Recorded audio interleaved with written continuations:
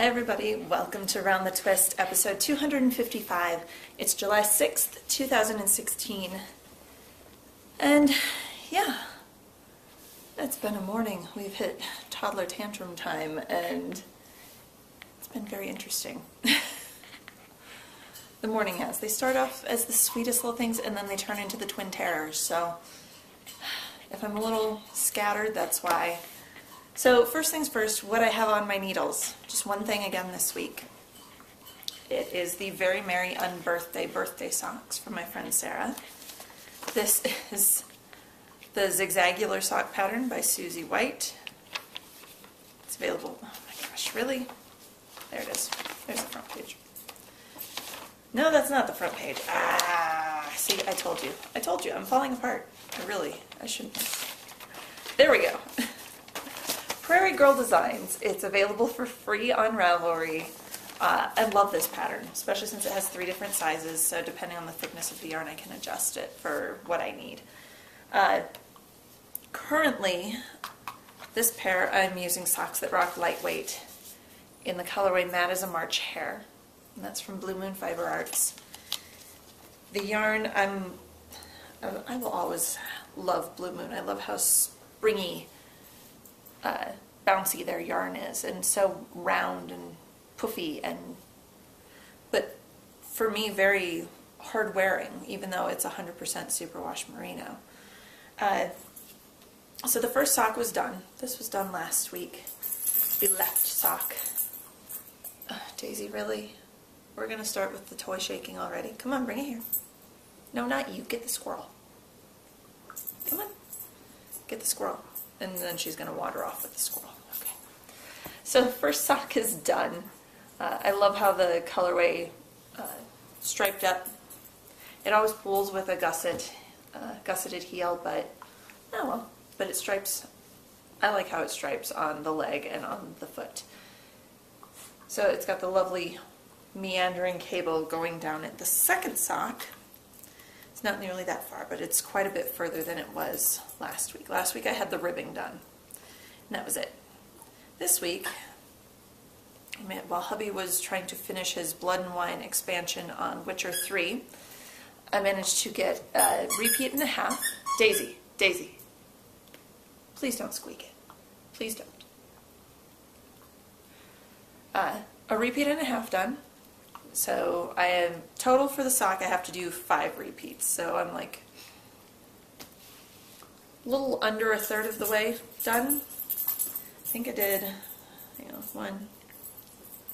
I have to do 2 repeats before I start the sock. So I have half a repeat before I start the sock. Okay, coffee, drink.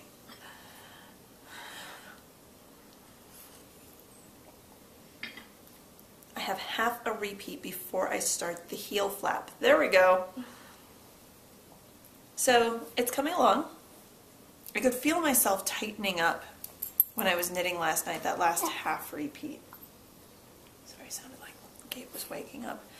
But now that I see it in the light of day, yeah, there are a couple where I tightened up a little, but it was a really exciting part in the game, and so we're getting toward the final, well, we did the final boss battle, but the game's not quite over yet. There's a few more issues to resolve. So we were at the final boss battle last night, and the music was really intense and really good. So I might have been knitting a little tighter in my excitement of hubby playing the game. Which, it's fine. I mean, it's not like it lost any stretch. It was mainly in the cable, kind of right here, where it zigzags that way, that it got tighter, but the rest of, like, I can see where my stitches are tighter, but the rest of the sock is plenty loose, so I don't know. It'll be fine. It's all good. Still have plenty of yarn left, and yeah. So that's coming along. That's been my main knitting. It's been my only knitting this week, because last Saturday, which I happened to be working, but last Saturday the Tour de France started, and if you're a spinner at all, you know also about Tour de Fleece. It's been going for several years.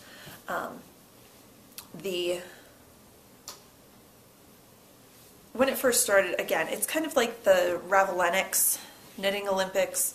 When it first started, it was more, okay, set a challenge for yourself. Spin every day that the bikers in the Tour de France are riding, rest on their rest days.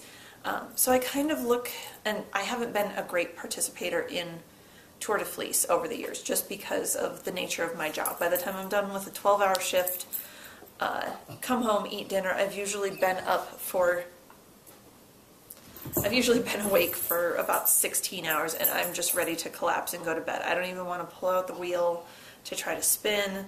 I'm tired. No. So I think I've only done this like one other year. Usually I find out about Tour de Fleece after it's already started, because I'm a bad spinner that way. Also, I haven't touched my wheels in months. So I worked Saturday.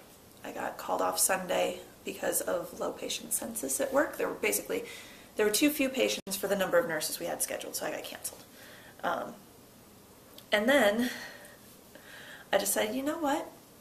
Let's make, for me anyway, I'm going to go back to the old school way of doing Tour de Fleece. Now it's like there's teams, and there's a thing on Ravelry, and the teams offer prizes if you spin on all the days, and if you're the highest spinner, or if you have the least amount of spinning, but you have to post pictures, and it's like, just like Ravelenics for me, it's turned into too many rules. I'm like, I can't, I'm a mother of toddlers. I can barely remember whether I ate breakfast this morning.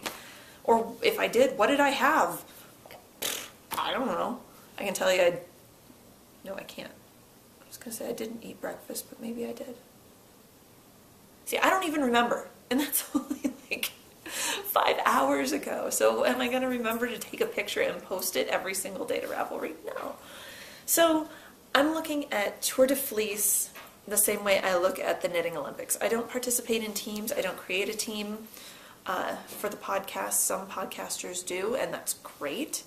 I'm glad they've got the time and the support and the viewers behind them, viewers or listeners behind them to do that, but I don't. So I'm doing Tour de Fleece my way, old school way. But again, because of my weird schedule, because I'm a nurse, rather than spinning every single day that the riders are riding, I'm going to spin every day that I am off of work. And I spun Sunday, I spun Monday, I spun Tuesday. 3 days of spinning. I pulled out, and I forgot to grab the wrapper for this when I was downstairs, but this might look a little familiar. This is Crown Mountain Farms. It's their 100%, sadly they're no longer in business, but I've got quite the stash of Crown Mountain Farms Superwash Merino. They put all their fiber up in, at least the Superwash Merino, up in 8-ounce bumps. And this is the colorway We Are the Champions. I've already spun 4 ounces of this and did a traditional 3-ply. Got 500 and some odd yards, traditional 3-ply out of 4 ounces. So I started spinning this, gosh, let's see if it's in the book. I don't even remember. Was I spinning last year?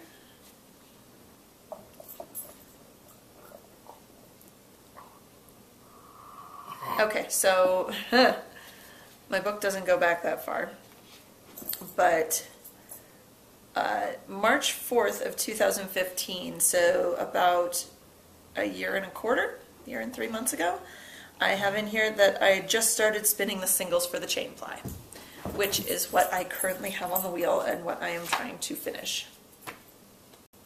So this is all getting spun onto one bobbin. I did not strip it, I haven't pre-drafted, I haven't done anything. I'm just spinning straight off of this.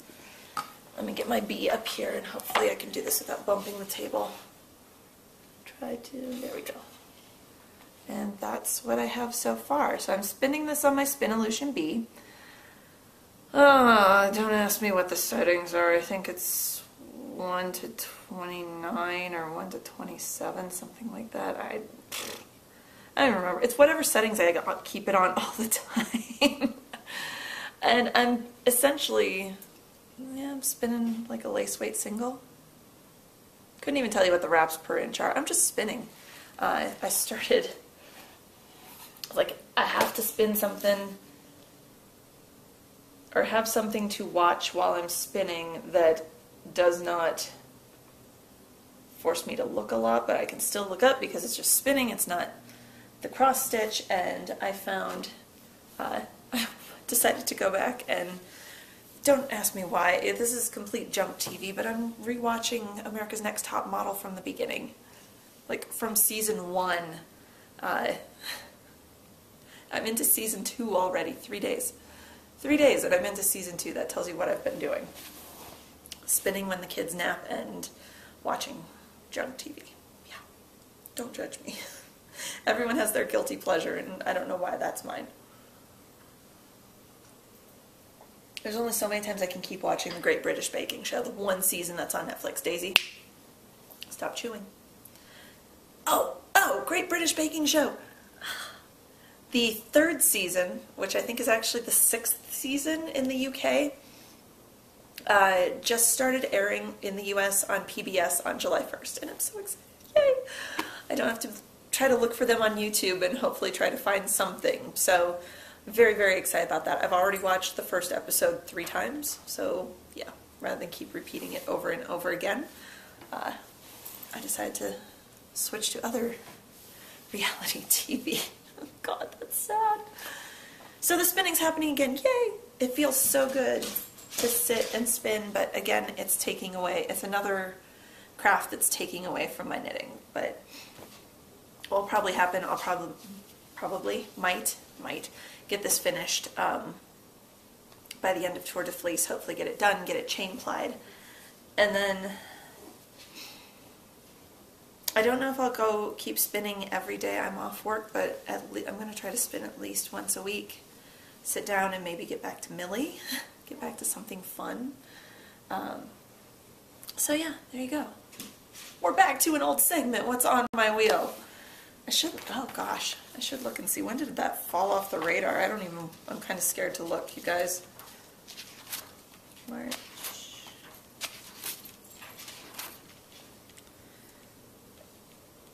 And the last time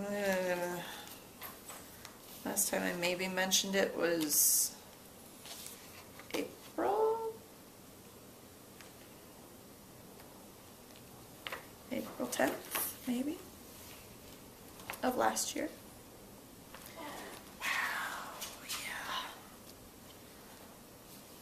See, this is why I like to keep my show notes book, so I can actually go back and look and go, wow, that's what I was working on a year ago, huh?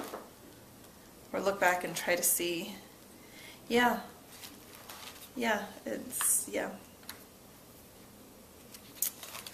a year ago April was the last time I spun on this. So the singles underneath have definitely rested. I'll get the top singles done, let them rest for a couple days, and then I'm going to chain ply them. So I'll have the 4 ounces that I spun a traditional 3-ply, and then 4 ounces spun a chain ply, because I wanted, when I initially split the bump, I wanted to see, like, do the compare and contrast between the two. So there you have it. Yeah, so that's what's on my wheel. Now, pokey things, back to normal. Feels so out of character to be talking about stuff on my wheel. So I have 2 things I've been working on. I have the Once Upon a Time sampler. Oh, gosh. Then I just flung my needle minder. Got it. It's all good. It's all good. Okay, scary moment there. Luckily not the needle, just the back went flying. So this is the Once Upon a Time sampler from Frosted Pumpkin Stitchery. I'm like that close. If the kids would have taken like a half-hour longer nap yesterday, I so could have finished this month. So October, I'm on the bottom row, is Cinderella. I've got everything done, all the magic sparkles around the edge. That's what I was working on yesterday. Finished the Fairy Godmother, finished everything except the eyes on Cinderella, the eyes on the Fairy Godmother, and then October up here. That's it. I have eyes, back stitching around the eyes and the eyelashes on Cinderella, the eyes, and just back stitching around them on the fairy godmother because she's tiny, so I don't want to do the eyelashes and have like half of her face be eyelashes. And then the month, and that's it. And I can move on to November, which I believe is Little Red Riding Hood, so hopefully next week I will have a finished square and be moved on to the next one. But I have to do the bottom, finish that first. The border, that's the word, not the bottom, the border, the bottom border, actually. Wow, falling apart here, people, falling apart. It's all good, more coffee. So, the other one I've been stitching on, well, this has gotten harder to work on. A couple of the nights when hubby's been working on Witcher 3, the Blood and Wine expansion pack, I've tried working on Christmas Town, which is A Very Merry Christmas Town. It's by Frosted Pumpkin Stitchery as well. And I got going on the bottom. Now, the way A Very Merry Christmas Town was done was as a mystery stitch along, and you kind of knew, obviously you knew the name of it, you knew the theme, but pieces of it were released, one chunk a week for 4 weeks. It's kind of like with the Once Upon a Time sampler, that was a mystery stitch along as well. They released the theme, and when you purchased it, they sent out the first chunk that was the border and the grid, and then every month they would send you that month, so that one square. So you, in theory, could keep up with it. Daisy, Daisy, please. Please don't kill the coon right now. Thank you. So, Very Merry Christmas Town was done, the toy shop was first, then the candy store, then the Christmas tree farm, and then the fourth one was this whole bottom bordery thing. Now I know some people decided to leave it off. I didn't think it looked finished.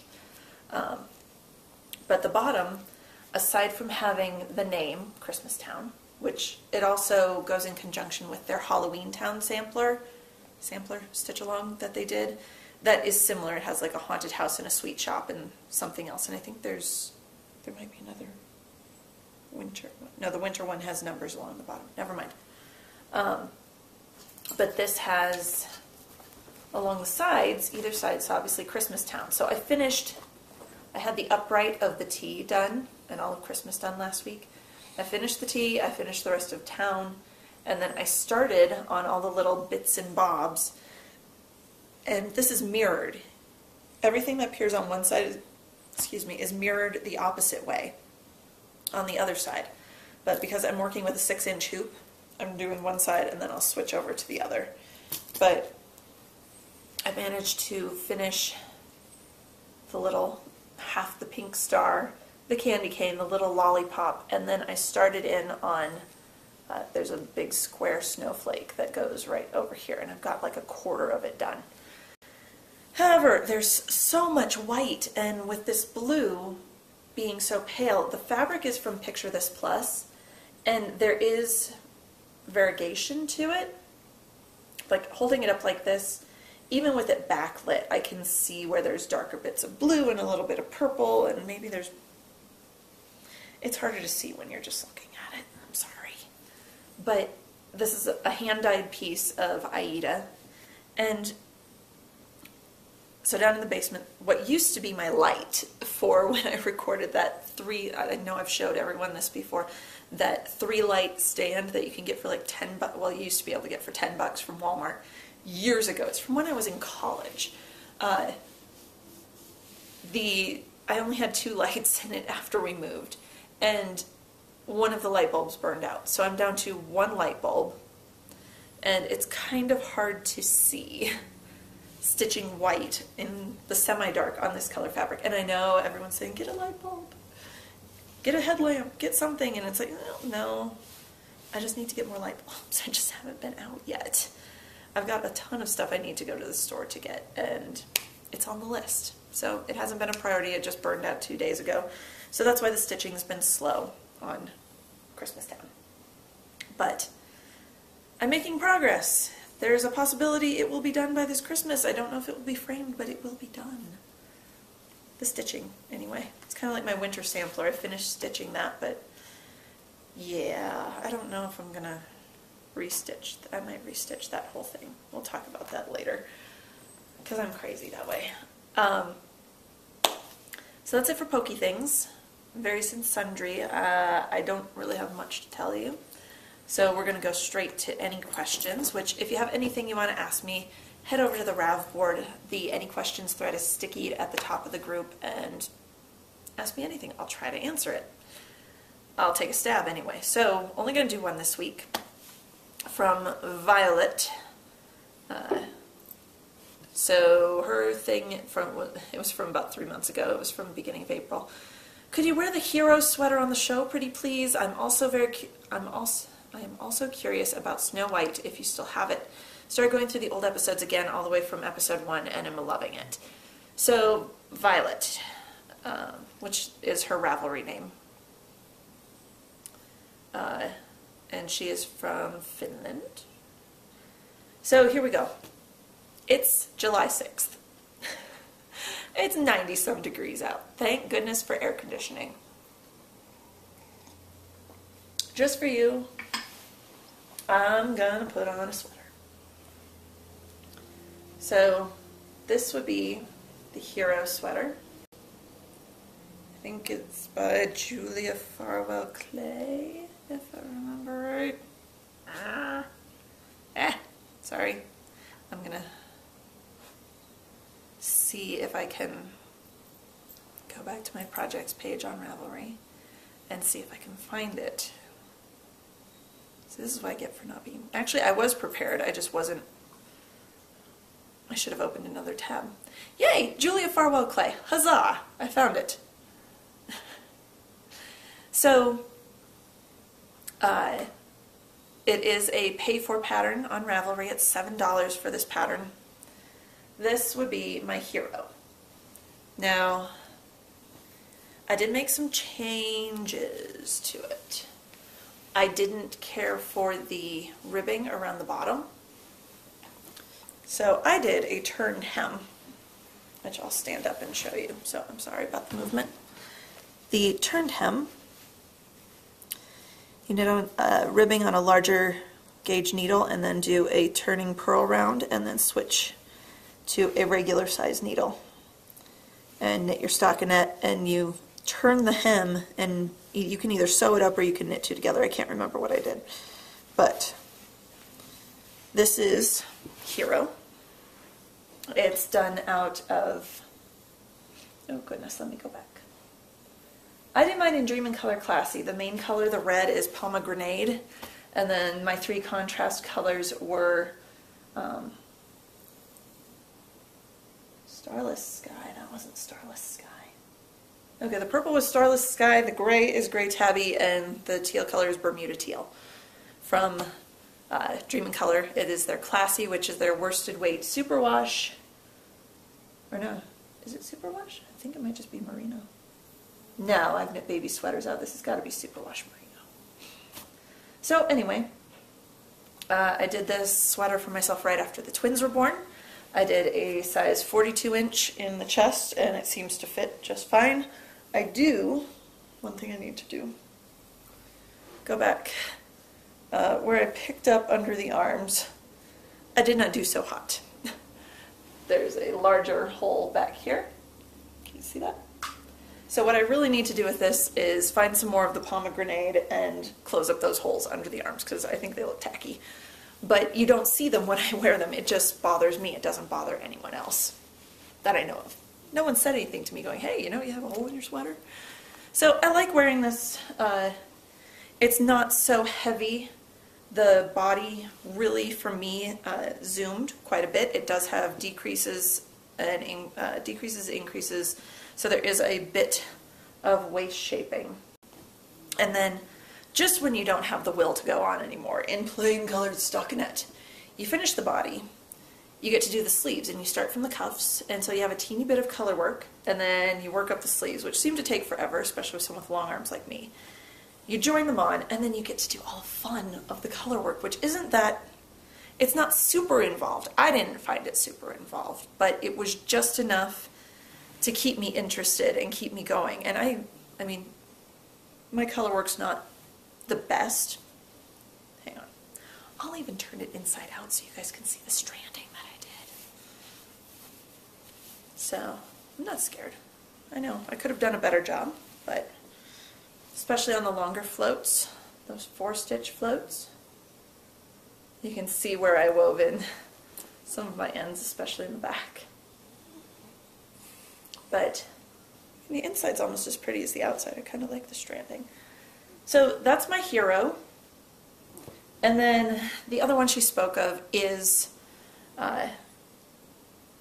Snow White, which is by, oh my goodness, you're asking me to go back a long ways.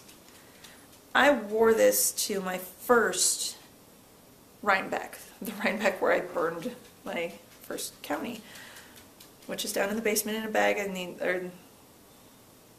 I not? I don't think I took a picture of this. Ooh, this is going to be fun.